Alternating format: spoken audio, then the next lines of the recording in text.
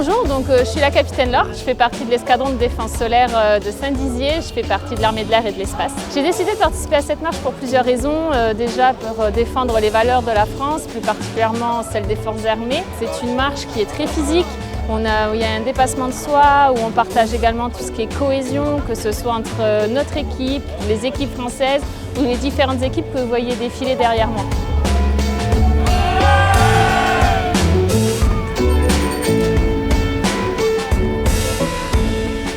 Les difficultés, c'est la continuité, c'est-à-dire que c'est une marche qui est longue, on appelle ça la marche la plus dure du monde ou la marche des 4 jours.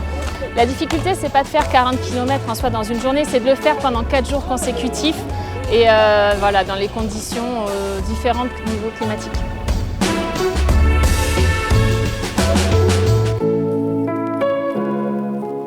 Mon meilleur souvenir pour le moment de la marche, c'est cet esprit de cohésion, cet esprit d'équipe entre les nations, entre les Canadiens, les Américains, les Espagnols. On est tous là dans le même panier et on partage beaucoup de choses ensemble.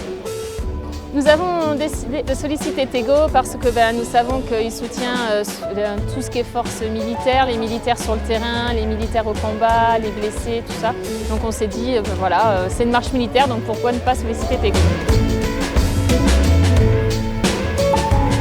Le message que je souhaite faire passer, que ce soit aux différents militaires ou civils français ou internationaux, c'est que voilà, il faut que ça continue à s'accrocher, à se dépasser. L'armée, ça sera toujours les valeurs de cohésion, les valeurs de dépassement de soi. Ici, on est à Nimègue, pourquoi? Parce qu'il y a pas mal de soldats français, américains, canadiens et de toutes nations qui sont morts ici pendant la Seconde Guerre mondiale pour libérer cette ville. Donc ça rassemble un peu toutes les valeurs militaires, le dépassement de soi, le devoir de mémoire et également l'esprit de cohésion qui doit rester dans les forces armées.